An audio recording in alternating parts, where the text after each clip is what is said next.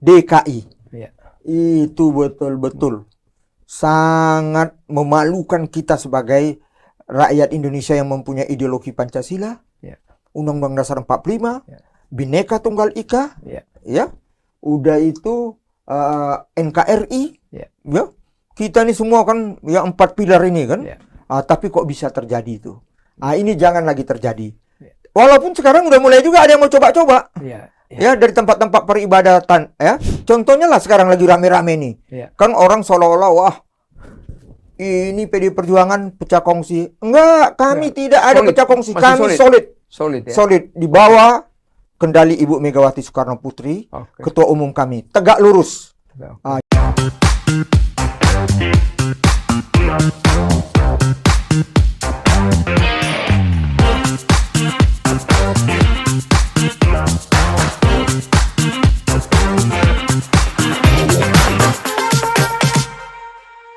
Publika Podcast, minim sensasi, penuh informasi, mainkan. Halo Publikans dimanapun berada, ketemu lagi dengan saya Iskandar Sitompul.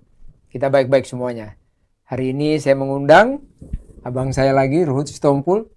Kita akan bincang-bincang tentang perkembangan perpolitikan kita yang nambah hari nambah hangat.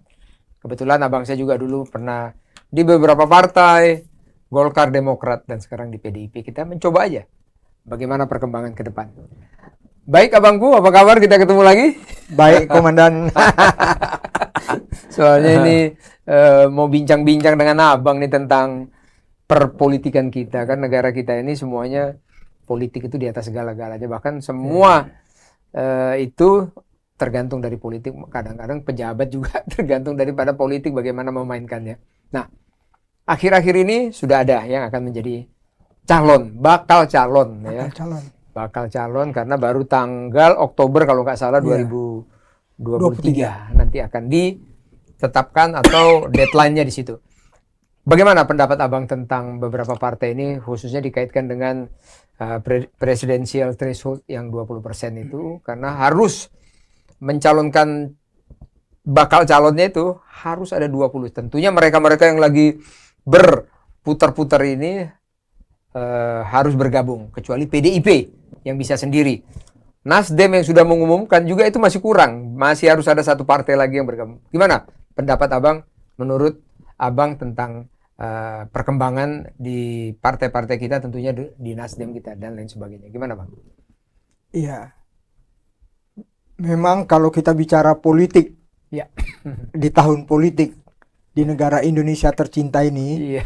sebenarnya kalau joke di tempat kami di PDI Perjuangan, apa sih kita repot-repot siapa calon presiden, Ya. siapa ini itu, ya. Semua itu ada tahapan. Ada tahapan. Okay. Karena itu kita suka bercanda begini.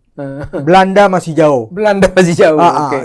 Ini akhirnya kadang-kadang kawan-kawan partai politik lainnya ini lupa. Ya.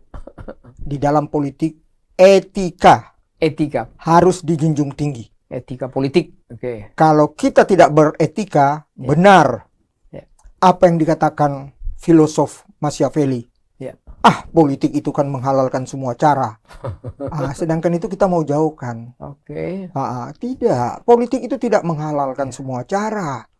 Ya. Kalau kita memegang etika di dalam berpolitik.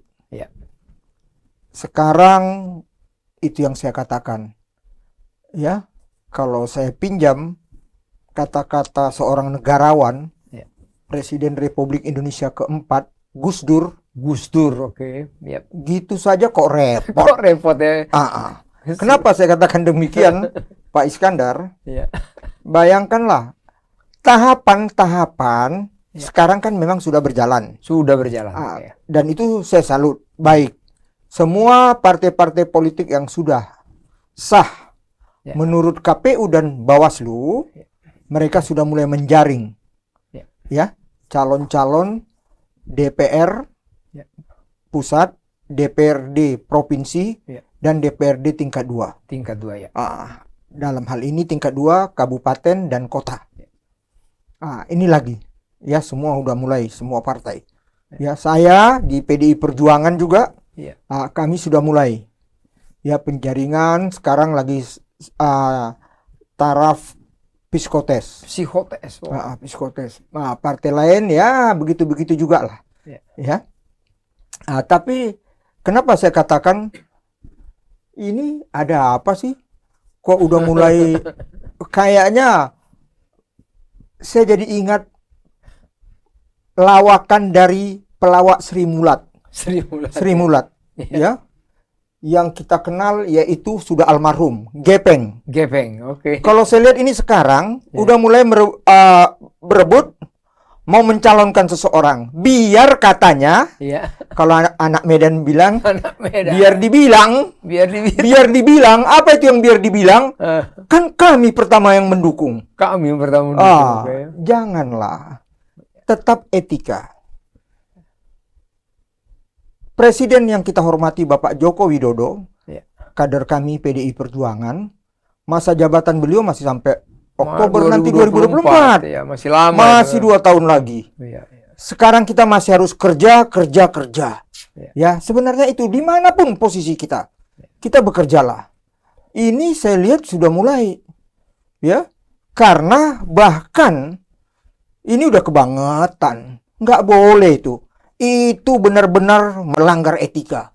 Ada partai sekarang sudah deklarasi, ya, bakal calon, udah dibilang calon presiden. Padahal bakal calon. Ingat itu, bakal calon. Karena partainya sendiri belum bisa mencalonkan. Paling tidak mesti ada 2 partai lain. Supaya ketemu 20. Supaya ketemu 20. Ya, presiden threshold. Ya, 20%. Kalau kami PDI Perjuangan, kita di atas 20. Bisa. Kita tidak usah koalisi bisa. Tapi disinilah kenegarawanan Ibu Megawati Soekarno Putri. Ketua Umum kami, Presiden Republik Indonesia yang kelima. Ya. Biar kami partai pemenang, kita harus tetap rendah hati. Kita tidak boleh sombong. Mulailah sekarang ditugaskan ketua kami yang juga ketua DPR RI, Bu Puan Maharani, ya, datang ke partai-partai politik. Kita biar besar, kita nggak jumawa, kita tetap dengan rendah hati. Mbak Puan mulai soan. Kita ajak semua, ya. Biar menyongsong Indonesia yang sudah baik. Sekarang Indonesia ini baik loh. Kenapa saya katakan baik? Saya baca hari ini dari Ibu Sri Mulyani, ngeri sekali. Ya, kita yang tahun 2022-2023 ini akan peningkatan di bidang ekonomi, padahal krisis mengancam di mana-mana, menjadi 5,2-5,3%. Kita malah bagus, ya. Kita bagus. Ya. Bahkan kita lebih bagus dari Amerika, kita lebih bagus dari Jepang. Kan hebat itu. Ya. Karena itu betul apa yang dikatakan Bapak Joko Widodo. Udahlah sekarang kita kerja. Politik ya politik. Kita demokrasi dikedepankan. Silakan aja mengalir gitu. Mengalir. Jangan lagi ada anekdot. Presiden sekarang di Republik ini dan di Republik manapun hanya satu. Di Indonesia, Presiden Republik Indonesia yang ke-7 Bapak Joko Widodo. Ya, hanya satu. Tapi sekarang sudah mulai, ya, si A presidenku, ya, udah itu X partaiku. Apa maksud? Tolonglah ada etika di dalam berpolitik, ya. Udah itu jujur saja, semua itu memang harus berkoalisi. Kami yang bersyukur, terima kasih Tuhan, kami di atas 20%. 20% presiden threshold ini juga bukan mau kemauan kami. Kami dikerjain dulu. Ya, di era anta beranta 10 tahun yang lalu. Kami dikerjain. Ya, supaya kami bisa nggak ikut. Kan itu. Tapi berkat Tuhan kami ikut dan kami menang. Kan itu aja. Kan? Sekarang udah mulai ibarat meludah mau menjilat ludahnya lagi. Melalui orang-orang pintarnya mulai ngomong, apa itu presidential threshold 20%? Ini nggak salah. Tolong kalau ngomong presidential threshold, ibarat mereka-mereka yang ribut sekarang, bawa ke MA, bawa ke MK, mereka lupa. Mereka menunjuk hidungnya sendiri. Ya. Hidungnya sendiri yang mereka tunjuk. Ya, jangan tunjuk kami mengalir aja. Tapi terima kasih rakyat Indonesia mempercayai kami. Ya, jadilah kami, terima kasih, kami 2 kali partai pemenang pemilu. Baik presiden, baik parlemen, DPR provinsi, pusat, provinsi, dan tingkat 2 kabupaten kota. Kami jadi pemenang. Ya, bahkan kami mohon doa restu, kami tetap kerja. Kami mau merebut, memenangkan hati rakyat kembali. Hat-trick. Wah, betul Pak Iskandar. Ya, apa yang dikatakan komandan benar. Ya, kami ini semua mohon doa restu kepada seluruh rakyat Indonesia. Kita kepingin hat-trick. Tidak pernah kejadian itu. Itu belum pernah kejadian. Selama kita merdeka belum pernah itu. Presiden pernah ada 2 partai. Ya, presiden. Tapi parlemennya dia cuma sekali. Iya, betul. Dua-duanya menang itu nggak pernah. Baru kami. Doakan, ini memang yang kami inginkan, karena itu kami ingin terus kerja untuk rakyat Indonesia. Karena bagi kami rakyat Indonesia tercinta ini harus kami layani sebaik-baiknya. Itu Pak Is. Tadi gini, Bang. Ada tadi kalimat itu kan, kalau 20% itu berat, banyak yang di bawah ini.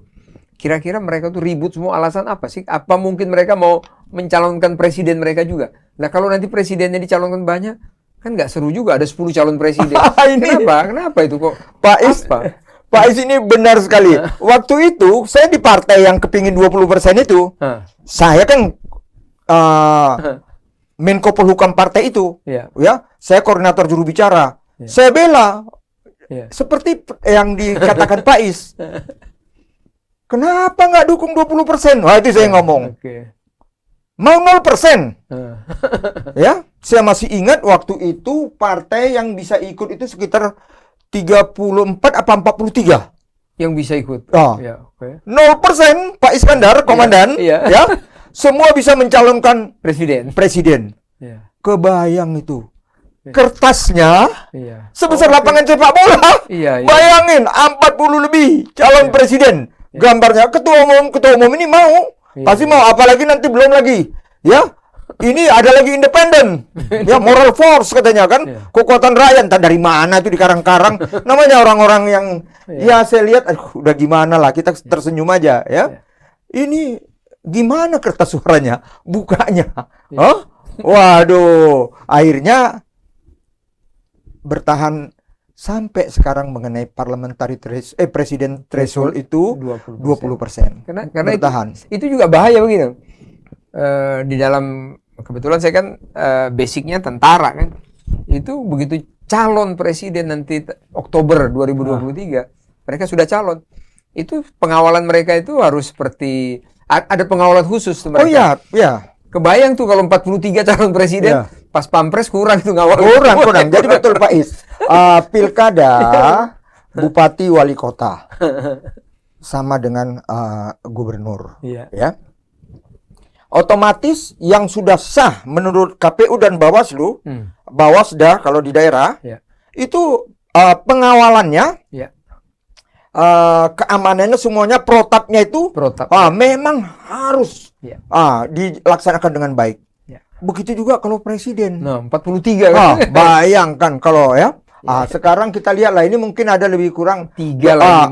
Paling banyak 3 kita kayaknya sekarang ya. Kita lihat 3, tapi kalau saya lihat, jujur aja, saya ini kan orang udah puluhan tahun berpolitik, Pak Iskandar ya, udah puluhan tahun. Saya lihat ya bisa 3, tapi bisa juga 2. Bisa juga 2. Karena yang lain-lain ini sekarang hangat-hangatan, sor-soran ini kan ya, aduh, kan nggak enak aja gue bilang biar dapat juga dari calon A, calon B, kan tapi kan nggak enak kita omongin itu, ya. Kita hormatilah. Tapi nanti last minute seperti yang Pak Is bilang, mau final dari bakal calon menjadi calon presiden deadline bisa-bisa ditinggalin itu calon. Dia gabung, kira-kira mana yang mau menang. Ya, semua orang mau menang yang paling tinggi karena untuk menjadi calon presiden, mencalonkan presiden, pendukungnya ini untuk menang, bukan mau gagah-gagahan, mau kalah. Ya, ya. Kalau ada yang supaya kantongnya tebal atau partainya dapat duit, ya, itu udahlah, itu partai-partai semusim. Tapi kalau partai yang disenangi rakyat, nggak begitu. Betul-betul kekuatan moral mereka bekerja. Itu yang saya katakan tadi. Saran Pak Joko Widodo, kerja kita harus lakukan. Dimanapun kita berada. Iya. Tapi menurut Abang, kan udah muncul tuh satu, ini kita langsung aja lah inisialnya A, ya kan? Calon. Terus tentunya ini ada lagi yang berkoalisi kan, seperti Golkar, PKB dengan PAN. Pasti dia mungkin mau memunculkan juga. PDIP dengan siapa nanti nggak tahu, memunculkan juga. Jadi kemungkinan 3. Nah tentunya di dalam 3 ini nanti yang sangat berbahaya itu yang saya lihat begini. Begitu 3, satu kalah tinggal 2, yang satu ini wah masuk ke sana masuk ke sini, yang terbaik bisa-bisa berantakan nanti, bisa kalah tuh. Gimana menurut Abang? Contohnya zaman dulu si Pak Ahok mau jadi gubernur DKI kan dulu 3 tuh. 3 ada AHY ya kalau nggak salah, satu AHY, Anies, Pak Ahok. Nah begitu AHY mundur langsung suara pindah kemana-mana tuh. Itu gimana? Oh iya, tuh? jadi tuh dulu Gimana tuh bisa begitu, waktu Pilgub itu begini Pak Is. Kalau di Jakarta mirip itu undang karena daerah khusus ibu kota. Daerah khusus. Itu undang-undangnya waktu dulu kita bikin begitu. Iya. Kemenangan itu harus 50+1. 50+1. Jadi kalau 3 menang harus 50+1. Oh, bisa dia langsung mutlak ya berarti. Dia udah menang. Tapi kalau nggak kemarin Ahok itu menangnya dia 40% lebih. Iya, kurang ya. Kurang 43 apa 45 gitulah, lebih kurang. AHY kalah. Iya. Ya. AHY kalah, nomor urutan keduanya Anies. Iya. AHY bergabung sama Anies. Iya, jadi jadi dia dapat 50% lebih. Kalau nanti di putaran presiden kedua. undang-undangnya seperti itu juga nggak? Iya, itu bisa terjadi. Bisa terjadi lagi. Itu bisa terjadi. Itu bisa terjadi. Karena itu ya saya lihat semuanya itu ya mereka betul-betul fokus serius memenangkan calonnya 50+1. Ya, berarti biar satu putaran. Sebenarnya biar seru itu harusnya 2 aja ya. Sebenarnya tapi ada yang nggak setuju. Jangan nanti ada pemecahan golongan, kelompok. Sebenarnya enggak. Kan yang penting dalam berpolitik ini ya, ini yang tidak ada di Indonesia ini. Ya istilah kerennya tuh move on. Move on. Itu nggak ada Pak Is ya. Jadi kalau istilah kitanya itu Mbok siap menang, siap kalah gitu. Ini enggak. Itu jadi terus saja. Lihat sekarang Pak Joko Widodo. Ya, kalau di mata mereka nggak ada yang baik apa yang dikerjakan Pak Joko Widodo, tapi di luar negeri, di internasional, waduh, Pak Joko Widodo itu sangat dihormati, disanjung, hebat. Dapat nama terus ya. Pandemi contohnya. Ya, tragedi nasional. Ya itu belum pernah terjadi di dunia. Kalau saya suka kasih bercanda, kalau kasih ceramah Pak Iskandar, kiamat kecil. Kiamat kecil. Waktu pandemi, ya bisa dibayangkan itu. Ya, kita negara yang demikian besar, penduduknya nomor masuk 5 besar, di dunia, ya. Kita urutan kelima yang sangat bagus, baik mengatasi pandemi. Virus corona ini. Ya ini Singapura. COVID. Singapura saya baca media nih rata-rata 9.000 nih. Oh ya, sekarang mulai hari ini. Naik lagi dia. Singapura naik lagi. Tapi kalau Indonesia tuh hebat. Bahkan ya kita doakan lah ya. Insya Allah Bapak Presiden Pak Luhut Binsar Panjaitan, karena beliau yang membidangi Menko Kemaritiman ya, bersama Pak Hartarto. Menkes kita juga ya. Menkes kita. Mohon doa, mudah-mudahan kita ya Februari kita nggak pakai masker lagi kan. Kalau sekarang saya kan bawa masker terus Pak Is. Dan kita udah bisa buat vaksin nih kayaknya nih. Kita juga udah buat punya vaksin sendiri kita nanti. Kita punya vaksin sendiri. Hebat lah, Indonesia ini hebat. Sekarang Indonesia ini hebat. Ya. Kemarin saya juga manggil Profesor Miranda Gultom tentang resesi, perbandingan resesi 97-98 dengan 2023 ini. Dikatakan bahwa negara kita ini hebat kok, bagus. Karena saya senang sama Profesor Miranda Gultom itu, dia mengatakan bahwa 97-98 kita kurang data gitu loh. Tapi sekarang data kita tuh katanya benar-benar akurat. apakah dalam negeri maupun luar negeri. Jadi data kita tuh benar-benar akurat. Jadi ya kita doakan mudah-mudahan sampai 2024 kita ini aman terus. Terus kembali ke sini Bang.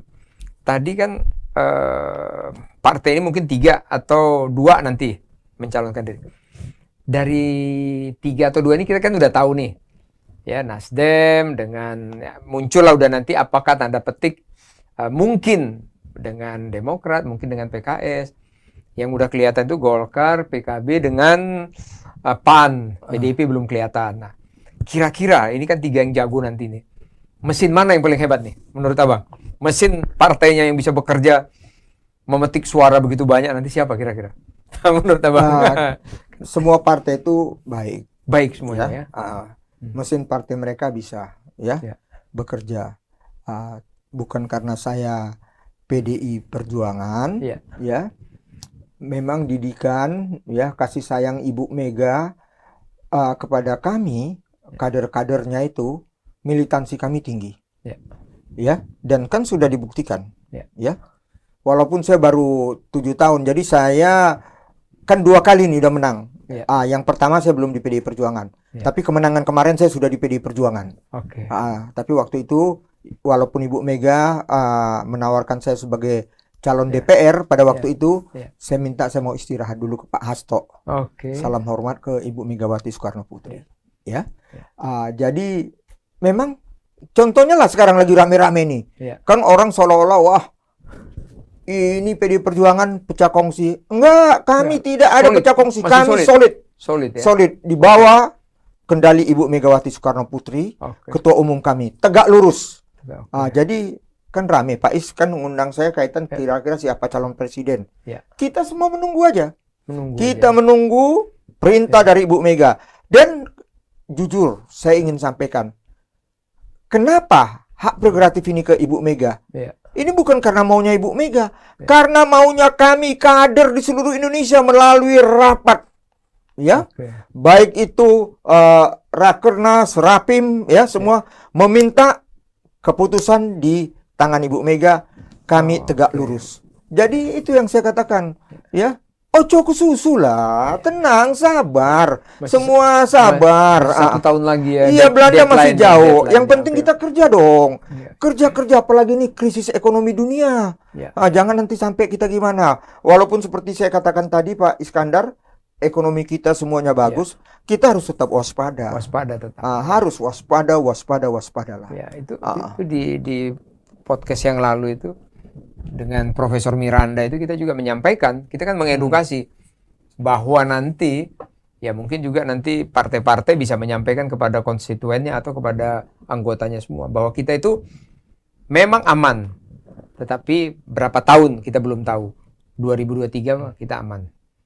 Namun kita harus semuanya siap-siap mengenyangkan ikat pinggang juga. Misalnya begini, kita mau ke mall biasanya sebulan 4 kali, ya kita rubah sebulan 3 kali. Kalau liburan ke luar negeri jangan ke luar negeri katanya.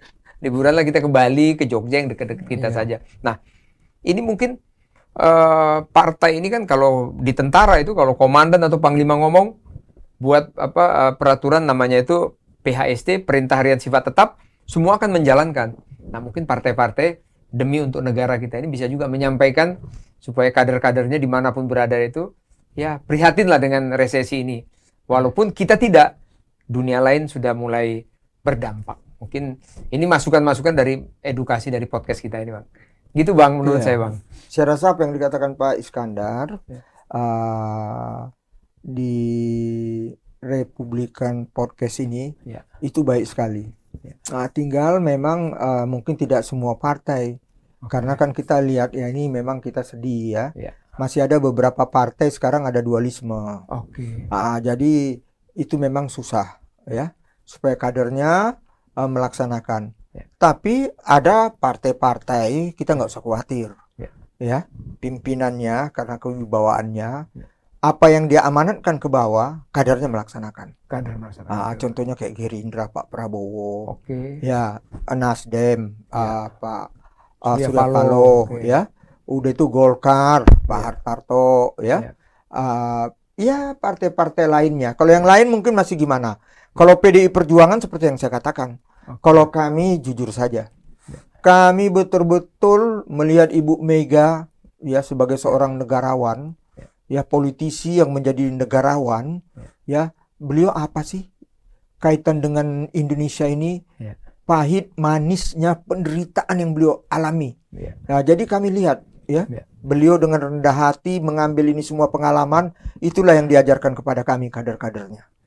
Oke Bang, terus ini kan masih 2 tahun lagi Bang, tapi pendapat Abang gimana Bang? Dari kacamata Abang, kira-kira 2024 amankah? Karena begini, kalau dulu kita kan ada incumbent ya istilahnya itu ya, bahwa ada orang kan mikir-mikir nih mau maju, wah dia kan udah siap kan. Nah ini kan sekarang nih istilah kita itu gawang kosong nih, gawang kosong semuanya. Kalau kita suka main golf itu di green itu belum ada yang on ini. Kira-kira menurut Abang gimana? Amankah kita nanti pada saat mulai dibuka waktu kampanye dan lain sebagainya di 2023-2024? Lihat dari budaya perpolitikan kita sekarang, amankah? Kalau saya punya keyakinan aman. Aman ya. Kenapa? Kita tahu kepemimpinan Pak Joko Widodo. Ya. Beliau pemimpin yang sangat dicintai rakyatnya. Dan para pembantunya semua loyal ya ke Pak Joko Widodo. Kaitan dengan pemilu ini, kita lihat selain TNI Polri, kita berterima kasih. TNI Polri itu solid, walaupun memang kita udah rahasia umum lah. Kalau Polri ini sekarang memang lagi menghadapi tantangan dari dalam ini. Kita tahu itu. Tapi kita lihat Kapolrinya yang dipercaya oleh Bapak Presiden, hak prerogatif beliau. Pak Sigit, Listio Prabowo, saya lihat betul-betul sangat dihormati, disenangi. Bahkan rakyat pun sangat menyenangi Pak Sigit. Kalau TNI kita terima kasih, solid. Baik itu Pangap kita yang dipimpin oleh Jenderal Andika dari Angkatan Darat. Begitu juga Kasal, mereka semua solid. Leader-leader yang sangat dihormati. Tinggal ini nanti mungkin kalau saya lihat, saya kan bisa juga pengamat ini saya lihat mudah-mudahan ini nanti podcast dilihat juga oleh Bapak Presiden sebagai panglima tinggi panglima tertinggi kita, tertinggi Presiden. kita dia Presiden. panglima tertinggi kita. Kita tahu Pak Andika sebentar lagi pensiun. Desember. Tolong disiapkan ini memang konvensi udah kesepakatan walaupun tidak tertulis. Kasihlah kesempatan kepada TNI itu kan ada Angkatan Darat, Laut, Udara. Betul. Sekarang kasihlah kepada Angkatan Laut. Nanti berikutnya nanti bisa ke Angkatan Udara. Jadi betul-betul. Nanti juga kembali lagi ke Angkatan Darat. Tapi seperti yang ditanya Pak Iskandar tadi, aman nggak? Nggak usah khawatir, aman. TNI kita kalau udah bicara NKRI, bicara merah putih. Karena kalau Pancasila dan Undang-Undang Dasar 45 itu dari mereka masuk Sabta Marga dan Sumpah Prajurit sudah ada di hati mereka. Jadi kita yakin akan aman. Belum lagi kita lihat perangkat-perangkat untuk pengamanan pemilu ini. Kita ada Bawaslu, kita ada KPU, mereka semua profesional. Jadi siapa-siapa kan kalau KPU kita itu ada sampai di tingkatan paling bawah, begitu juga Bawaslu. Dan di Bawaslu itu kan mewakili ada dari TNI-nya juga, ada pengadilannya juga, ada kepolisiannya juga. Jadi tolonglah bersinergi. Di situ juga ada tokoh-tokoh masyarakatnya. Jadi yang dulu di Bawaslu. Memang karena saya orang politik Pak Iskandar, kadang-kadang tuh hangat-hangatnya ini perlu diketahui. Berpolitik itu apalagi kalau legislatifnya. Legislatifnya itu biasanya jeruk makan jeruk. Jadi di dalam partai itu, misalnya calon DPR bersaing itu antara kader di dalam satu partai, bukan kader dengan partai lain, enggak. Itulah karena itu di sini perlu kewibawaan daripada pimpinan partainya, baik di tingkat pusat, tingkat daerah dan cabang. Ada itu yang satu partai, misalnya dia punya daerah pemilihan itu 2-3 orang yang diusulkan, ada kayak begitu. Oh iya ada. Jadi gini Pak Is. Contohnya misalnya, saya kasih contoh dulu sekarang yang paling dekat sama kita aja. Ya. Jabar. Jawa Barat. oke. Jawa Barat itu nggak tahu saya sampai Jabar 11 atau berapa. Ya. Tapi di situ tiap Jabar 1, Jabar 2 yang direbut itu lebih kurang 10 kursi. Jabar 1, Jabar 2. Berarti ada begitu. 4-5 orang ya. Enggak, 10 kursi. 10 kursi, oke. Partainya ada nanti mungkin berapa belas. Oke. Itu kan berebut itu. Iya, iya. Ya kan nggak mungkin 10-10-nya diambil sama satu partai. Iya, betul. Partai-partai lain juga ambil. Mulailah bersaing di dalam satu partai ini, itu yang seru. Itu yang seru, ya. Tapi percayalah, ya kalau di partai kami itu nggak terjadi karena Ibu Mega sangat dihormati. Ya, Oke, Pak. tokoh-tokoh kami lainnya ya. Mbak Puan Maharani, Mas Bambang Pacul, Iya. Sekjen kita, Pak Hasto Kristianto, Iya, ya, iya. semua tokoh-tokoh yang sangat dihormati. Iya. Ah. Terus kalau yang satu ini Bang, ini karena kan dulu waktu ini kita edukasi ya, sekalian menginformasikan kepada semua yang melihat podcast ini. Dulu itu heboh banget tentang identitas. Menurut Abang, apakah ada kemungkinan lagi identitas itu akan muncul di pemilu? Kalau kemarin di tingkat gubernur, Iya, ini jadi- sekarang naik ke tingkat presiden, apakah mungkin ada identitas itu? Feeling Abang aja. Iya. Kira-kira gimana menurut Abang? Mewaspadai Bapak Presiden kita Iya. dan tokoh-tokoh partai yang nasionalis udah mengingatkan kita semua. Ya, jangan lagi bawa-bawa ya identitas. Iya. Ya. Oke. Karena sangat berbahaya. Iya. Saya seperti yang kita singgung tadi, pilkada Iya. gubernur Iya. DKI Iya. itu betul-betul sangat memalukan kita sebagai rakyat Indonesia yang mempunyai ideologi Pancasila, Iya. Undang-Undang Dasar 45, Iya. Bhinneka Tunggal Ika, Iya. ya, udah itu NKRI, Iya. ya, kita ini semua kan ya 4 pilar ini kan, Iya. tapi kok bisa terjadi itu? Ini jangan lagi terjadi. Iya. Walaupun sekarang udah mulai juga ada yang mau coba-coba. Iya. Ya, dari tempat-tempat peribadatan ya, tapi saya lihat aparat sekarang tanggap. Ini mesti cepat tanggap. Jangan ya. Iya, iya. Kasihan rakyat itu dicekokin ajaran-ajaran yang sangat salah Iya. ya. Karena DKI itu kan ngeri tuh. Kenapa saya katakan demikian? Ya. Waduh, jangan lagi terjadi lah. Ya, cukup satu kali itu aja, Cukup, Bang. ya. Bang, satu Karena kali. kalau itu terjadi DKI itu Iya. ya. Iya. Masalah sara. Iya. Ujaran kebencian. Iya. Ya, fitnah. Iya. Ya. Sudah itu ada yang paling terakhir saya selalu bilang itu teror. Teror, oke. Itu jangan. Iya. Kenapa saya katakan? Saya masih ingat itu dulu. Iya. Ya. Kalau calon kami kalah, Jakarta akan terbakar. Itu Iya. teror. Iya, betul. Belum lagi bicara-bicara sara. Kalau kalau memilih dia tidak dikuburkan di tempat yang sewajarnya. Itu kan ngeri banget. Itu jangan lagi ada. Oh, iya, Bang. Tapi Pak Joko Widodo, presiden kita udah mengingatkan.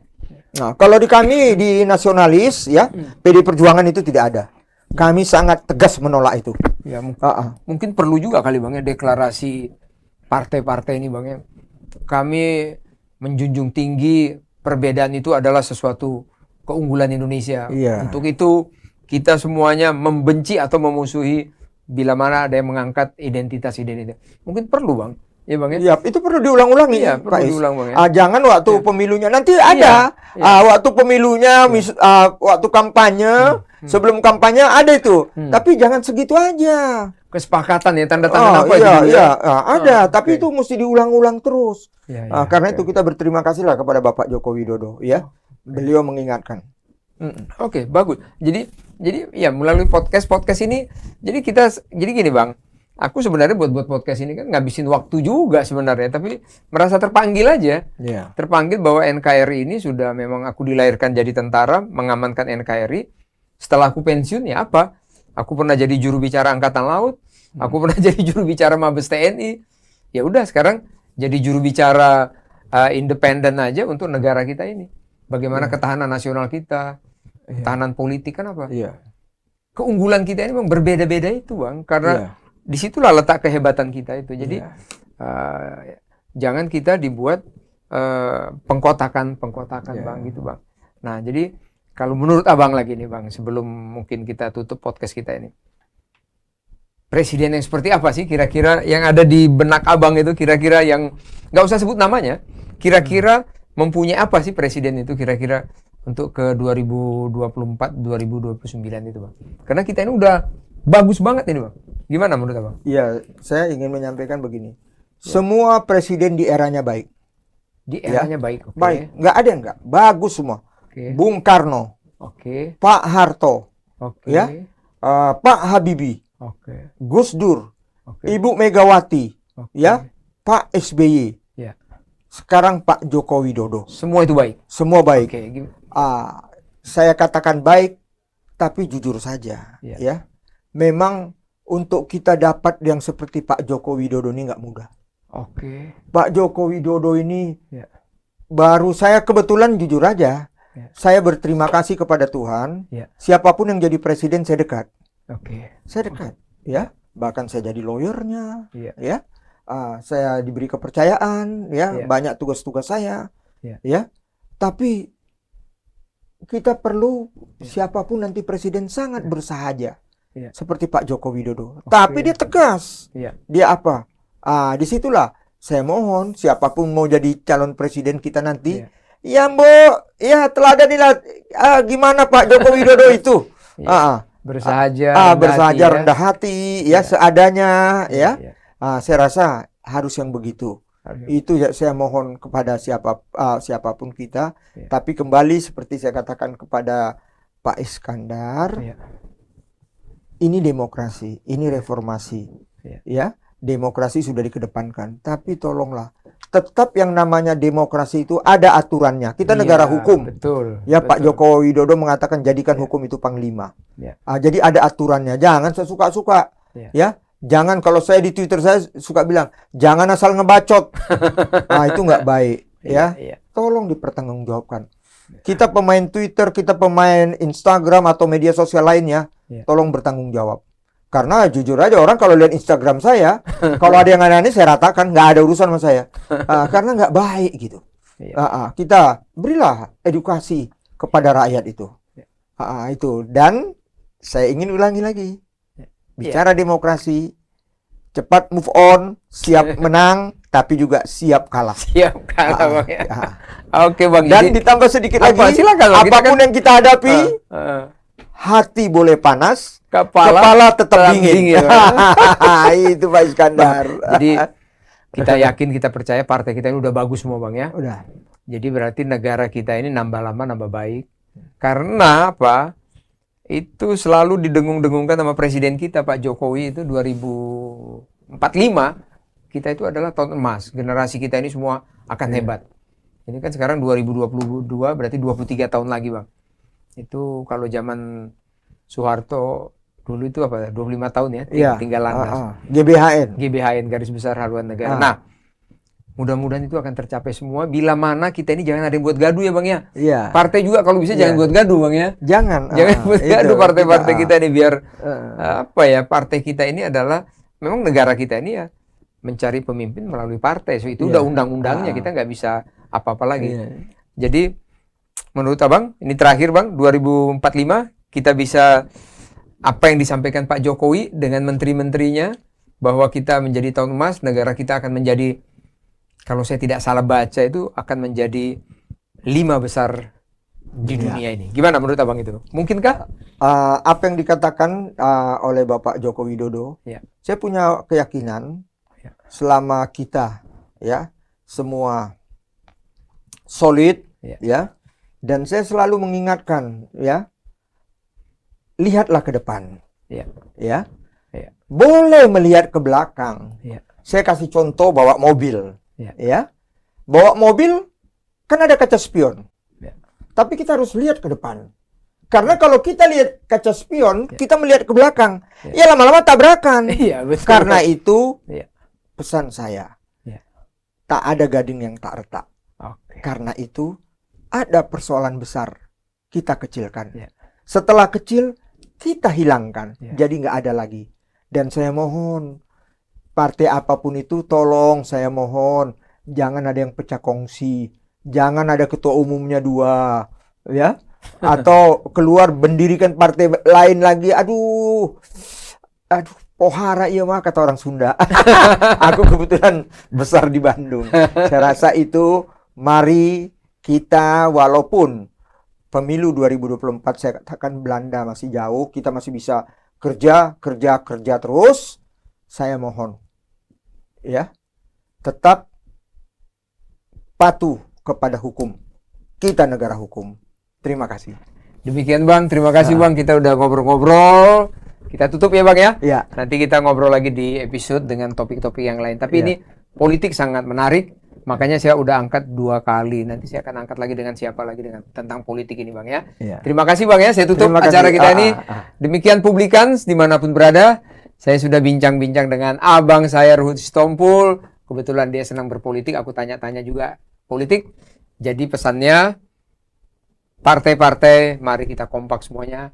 Etika dikedepankan. Kedua, identitas kita jauhkan semuanya. Ketiga atau selanjutnya, buang gaduh-gaduh semuanya. Kita negara demokrasi, tapi tetap ada aturan main. Demikian, terima kasih Publikan dimanapun berada. Sampai ketemu lagi di lain episode. Bye!